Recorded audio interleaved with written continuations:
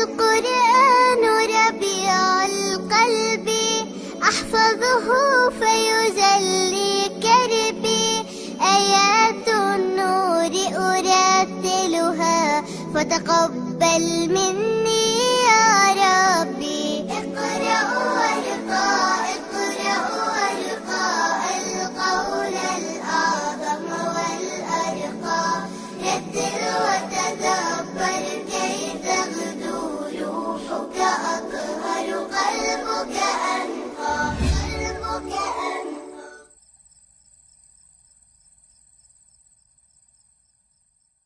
Bu dori antibiotik. Har 6 soatda beriladi. Ikkinchisi hab dori. Kuniga 3 mahal. Yana suyuqlik ichishni ko'paytirgin. Inshaalloh tuzalib ketasan. Siz o'g'lingiz sog'ayib ketishi uchun tavsiyalarimga amal qilishini o'zingiz nazorat qilib turasiz. Ha, nima deysiz? Xo'p bo'ladi. Boshqa nima ham derdim. Doktor, siz o'g'limni qanchalik yaxshi ko'rishimni bilmaysiz-da. U ko'zimning nuri, ko'nglim quvonchi-ku. Senga ortiqcha harakat qilish mumkin emas. Tushunarlimi o'g'lim? Bobomning ahvollari yaxshimi? Yo'q, sen o'zingni urintiraverma. Bobong yaxshilar. Bobom chindan ham tuzukmilar, amaki? To'g'risini aytsam, bobong kasali sababli biroz qiynalyapti. Bobongning shifokorlari ularga dori yozib bergan. Inshaalloh tuzalib ketadi. Sen xavotir olma o'g'lim. Alloh bobomga shifo bersin. Doktor, ko'nglim xotirjam bo'lishi uchun bobomni ko'rishga ruxsat berasizmi? Yo'q, aslo. Demoqchimanki, sen dam olishing kerak. Bobongning oldiga bormasliging kerak. Otaxonning kasallari jiddiy emas. Tashvishlanmang xonim. Endi doktor, ruxsatingiz bilan Bahodir yotog'ida u kishiga chalg'imay damini olsin. O'sha kishi mening bobojonim-ku. Alhamdulillah. Alloh seni jannat chashmalaridan sug'orsin qizim. Siz ham sog' bo'ling bobojon. Bahodir qayerda? Akam yaxshilar bobojon. Allohga hamd bo'lsin. Lekin u meni ertalabdan beri ko'rgani kelmadi. Bir narsa bilan ovora bo'lib qolganga o'xshaydi. Bobojon, siz Bahodir akamning haqqiga duo qiling. Akam kasal, ismalanib yotdilar. Bahodir, nabiraginam, Alloh senga shifo bersin. Uning kasaliga nima sabab bo'lgan bo'lishi mumkin? Ko'chadan ifloslangan ovqat yegandirda. Mening ovqatim ifloslangan emas, ota. Men ko'chadan deb aytdim. Qasam ichaman. Ko'chadan ifloslangan ovqat yegandirda dedim. Shunday dedimmi qizim? Ha, ko'chadan deganingizni eshitdim bobo.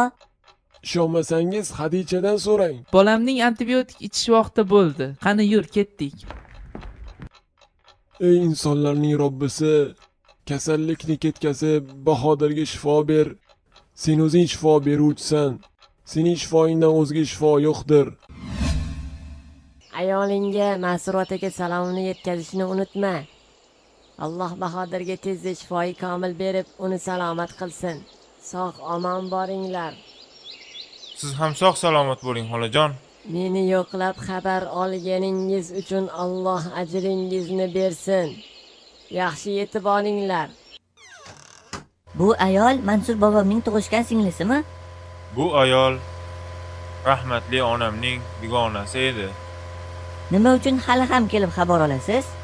Onamning yaxshi ko'rganlari bilan aloqada bo'lishim, onamga yaxshilik qilishim bo'ladi. Payg'ambarimiz alayhissalom albatta kishi otasi o'tib ketganidan so'ng otasi sevgan kishilar bilan aloqada bo'lishi yaxshilikning eng yaxshisidir deb aytganlar. Vafotlaridan keyin shunday bo'lsa, hayotlik chog'larida qancha qimmatga egalar-a?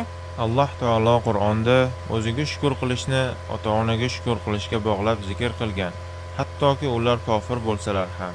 Ularga yaxshilik qil, ularga barcha ishlarda itoat qil, faqat ma'siyat gunohlarda itoat qilma. Ota-onaga yaxshilik qilish eng afzal va Allohga eng suyumli amallarning biridir. Unday bo'lsa, ota-onaga yaxshilik qilish ulug' amallardan ekanda. Ha qizalog'im, Rasululloh sallallohu alayhi vasallam ota-onaga yaxshilik qilishni Alloh yo'lidagi farzi kifoya jihatdan oldin qo'yganlar. U kishidan amallarning eng afzallari haqida so'rashganda, payg'ambarimiz vaqtida o'qilgan namoz dedilar. So'ng yana qaysi deb so'rashganda, ota-onaga yaxshilik qilish. So'ng yana so'rashganda, Alloh yo'lidagi jihad deb javob berdilar. Ularni ranjitganlarning jazosi nima bo'ladi? Albatta ularning yoki ulardan birini ranjitishning jazosi garchi ozgina xafa qilish bo'lsa ham katta gunohlardan hisoblanadi. Payg'ambarimiz sollallohu alayhi vasallam bu haqida qiyomat kuni Alloh qiyo ham boqmaydigan 3 kishidan biri deb ota-onasiga oq bo'lgan kishini zikr qilganlar. Alloh sizning va onamning umrlariga baraka bersin. Biz ota-onamizga Robbimizning buyrug'iga itoat qilib, yaxshilik qilamiz, toki bolalarimiz ham bizga yaxshilik qilishsin. Amalimiz qanday bo'lsa, shunga qarab mukofot bo'ladi. Bu Alloh taoloning o'tgan shariatlaridagi vasiyatidir, faqatgina islomda emas. Qanday qilib? Alloh taolo aytadi: "Faqat Allohgagina ibodat qilasizlar, ota-onaga yaxshilik qilasizlar" deb Bani Isroildan ahd va paymon olganimizni eslanglar. Allohim, meni ota-onasiga yaxshilik qiluvchilardan qilgin. Allohga hamd bo'lsin, salomat yetib keldinglar. Bahodir, nega o'rningdan turding?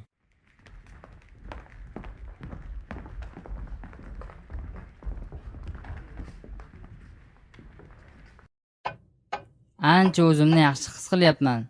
Buning barchasi avval Allohning fazli, so'ng sizning duoingiz, yana onamning menga pokiza qo'llarida tayyorlab bergan dorilari tufaylidir. Pokiza qo'llarim iflos ovqatlarni qilar ekan. Kim aytdi buni? Otangiz? Ha, otangiz aytdilar. Otam aytdilar? Bo'lishi mumkin emas. Qizingizdan so'rang. Bobong kecha shunday dedilar, to'g'rimi? Lekin bobom ko'chadagi ovqatlarni dedilar, aylanib sotuvchilarni aytgandilar. Ularning tuni bilan yo'talib ingrab chiqishlariga asablarim ortiq dosh bera olmaydi. Xo'y, axir u kishi mening otam-ku. Men baxtli, saodatli bo'lishim uchun ko'p azob chekkan otam bo'ladi-ku. Ularning yashashlari uchun qariyalar uyidan joy qidiring. Nimalar deyapsan?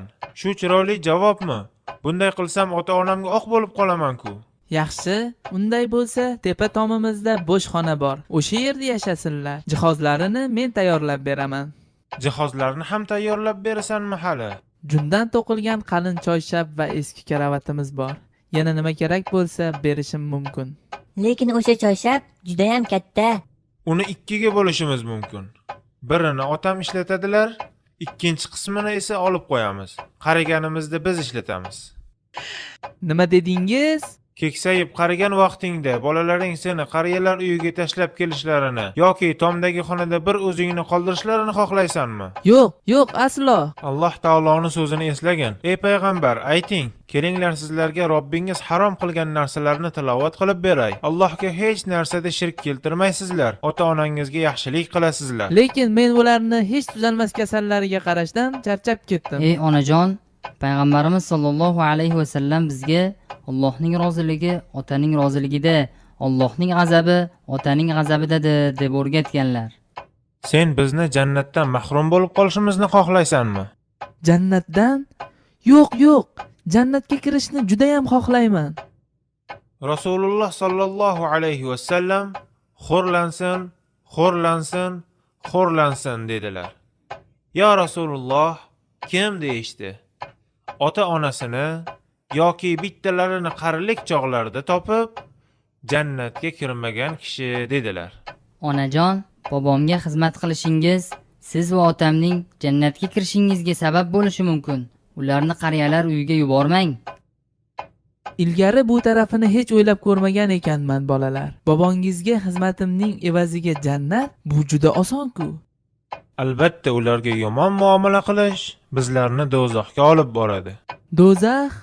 Hozirdan boshlab ularga xizmat qilishingda yordam beraman. Otamga sendan ko'ra men ko'proq xizmat qilishim kerak. Dadasi, Alloh sizni chiroyli mukofotlasin. Bular men istagan narsalar edi, lekin men otangizga oq bo'lib qolishimizni xohlamayotgan edim. Onajonisi, otamga qarashda mendan yordam so'rashing, sendan boyagi fikrlaringni eshitishimdan yaxshiroq edi. Ketdik, hammamiz bobomning oldilariga boramiz. Bizning mehr-muhabbatimiz ularning sog'liqlari yaxshilanishiga Allohning izni bilan yordam beradi.